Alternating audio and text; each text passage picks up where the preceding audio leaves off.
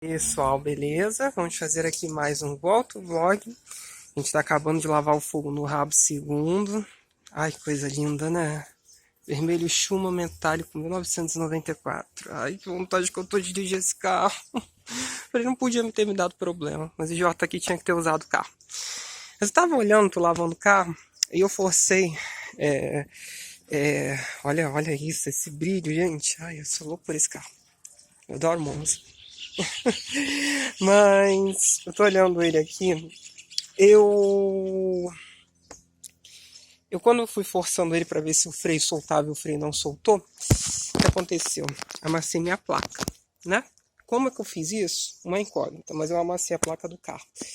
Então, o que eu pensei? Vamos falar de placa. Eu achei uma coisa interessante, tá? Olha o brilho desse carro, cara. Olha que espetáculo. Vocês acreditam que esse carro tem a pintura quase toda de fábrica e tem 366 mil quilômetros? Nem eu acredito. É impressionante. Bom, antes de mais nada, se você ainda não é inscrito aqui no canal, por favor, se inscreva, que toda semana a gente sempre tenta trazer um vídeo novo no canal. Será que eu apareço? Apareço. Se você está procurando conteúdo específico de algum carro, verifique a área das playlists. Lá nós temos diversos carros que foram, que ainda são meus, no seu uso cotidiano. Eu até esqueci o script para falar. Bom, por que eu vou falar aqui de placa? Eu estava outro dia vendo, alguém tava falando das placas no Facebook, né? E o que acontece, gente? Aí alguém viu que em Portugal tem carros antigos que utilizam uma placa preta, né? E geralmente ela só tem números, não me recordo dela ter letras, não. Vamos explicar aqui uma coisinha, tá? Antes de virar o padrão europeu de placas em Portugal, ali pelo início da década de 90, Portugal usava placa preta. Todos os carros, não era porque o carro era antigo. É porque a placa era preta, naturalmente. E o que aconteceu? Com os anos, as pessoas foram comprando carros novos e tudo, mas nunca houve uma obrigatoriedade do carro antigo trocar de placa. Eu sou super favorável a isso. Mas a gente precisa chamar muita atenção para a placa cinza. Afinal de contas, há 31 anos atrás, nós começávamos o processo de troca das placas amarelas para as placas cinzas. Muita gente não sabe. Primeiro, eu acho que é até um Escort, né? Que é o carro de placa AAA0001. Tá? É um Escort XR3 conversível prata. Ele estava em Curitiba, esse carro.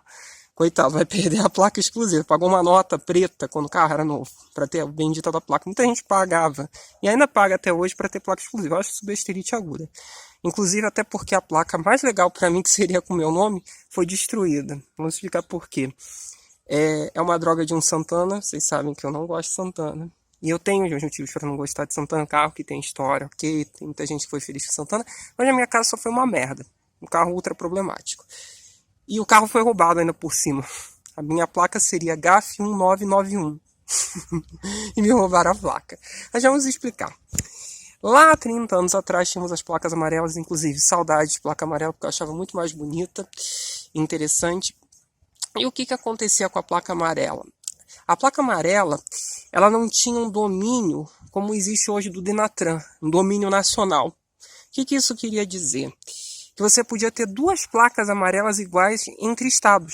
Então vamos botar, por exemplo, o Monza cinza, que eu tenho, o SL, ele era uma placa esquisita, TS 7074. Então se existisse TS 7074 no Rio de Janeiro, eram dois carros com a mesma placa. Entenderam? Então eles criaram o sistema do Denatran, né? O sistema que nós temos hoje, dos Detrans integrados, e com isso geraram a placa cinza, né? E com o advento da placa cinza, você passou a ter os 4 números e as 3 letras. E aí passou a ser um sistema integrado no âmbito nacional, né? Então melhorou um pouco a questão de roubos, tá? Porque você às vezes conseguia emplacar um carro em outro estado, a coisa mais maluca acontecia. Brasil, né? A gente pode esquecer que a gente está falando de terras brasílias.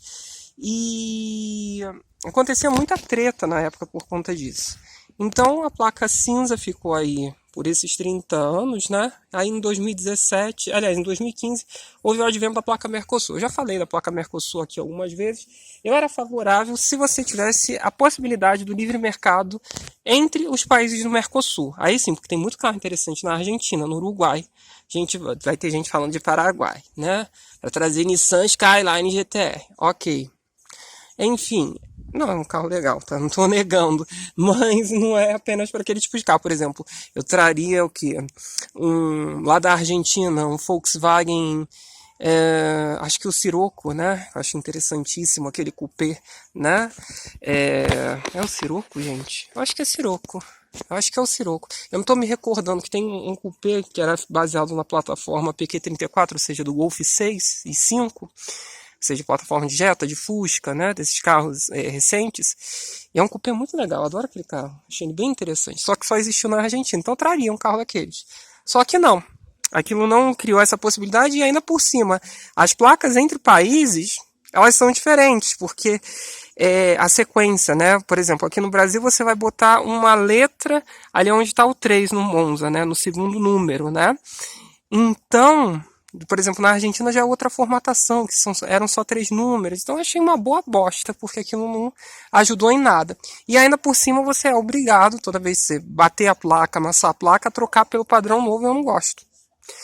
Eu acredito que o legal seria como aconteceu na Europa, e na Europa mesmo, se você olhar no Reino Unido, por exemplo, as placas que são ainda amarelas, né, dos carros mais antigos, e você não tem a obrigatoriedade de trocar, entendeu? O carro está registrado, já tem um sistema feito, das amarelas foi obrigatório porque não existia Denatran, não existia nada disso. Mas no caso dessas cinzas, não precisava trocar. Entendeu? O que eu prefiro. Eu não acho elas as mais bonitas, não, vou ser sincero. Mas tem mais personalidade, uma coisa mais Brasil, sabe? Não aquela coisa em padrão europeu, sabe? Eu acho que falta personalidade, né? As pessoas gostam tanto do Brasil, Brasil, Brasil, né? E detestam tudo aquilo que o Brasil produz. Um carro brasileiro, uma placa brasileira, tipo a placa amarela, ou a placa cinza que você não vê muito no restante do mundo. Então, assim, eu achar uma coisa interessante, né? De não ter que se passar por outro país. E também porque faz parte da estética do carro, né? Da história do carro. Tudo bem que essa placa aqui foi trocada quando eu vim aqui para Juiz de Fora, porque ela já é a brilhante, né? Que tem um holograma, né? Holograma e código de barras. Mas ainda assim, é uma coisa que mantém a personalidade de época do carro. E esse carro daí já nasceu com a placa cinza, tá?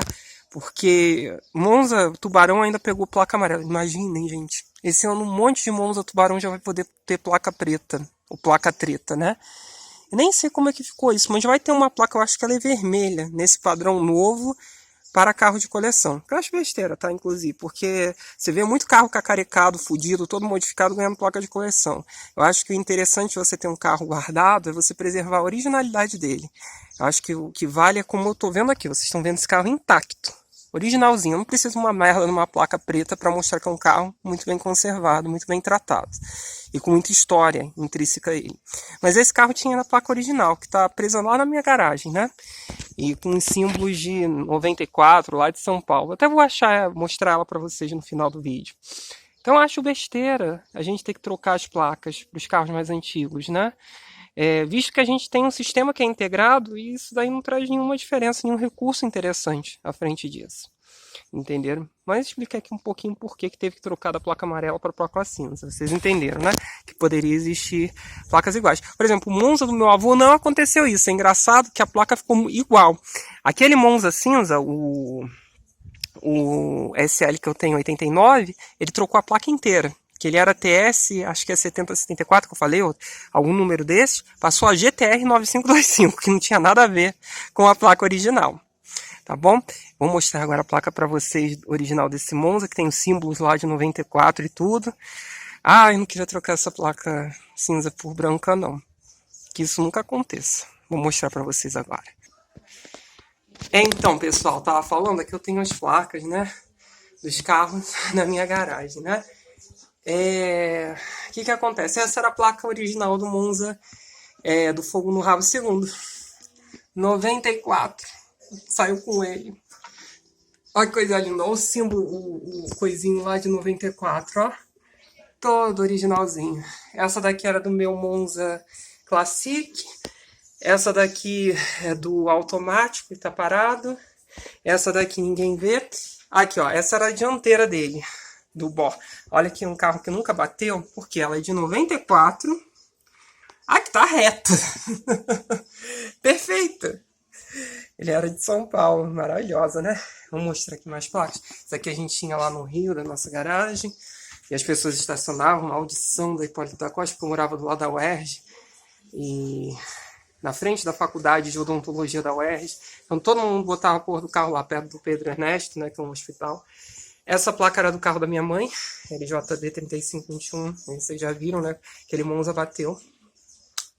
Isso foi de um Opala que meu pai teve, LHX 6690. Se verificarem o diplomata, acho que 86, 87. Ele era... Acho que ele é 87, tá? 2.5 a álcool. Era bom de maciez, mas nunca gostei. Inclusive foi um dos primeiros carros que eu dirigi, logo que eu tirei carteira, tá? A primeira vez que eu dirigi no Alta Boa Vista foi nesse Opala daqui, lá em 2010. E aí vocês veem como é de 87, por isso, ó, LH, tá vendo? LHX e LHF. Tá bom? Então espero que vocês tenham gostado desse vídeo, expliquei um pouquinho a história das placas. É isso então, pessoal. Valeu!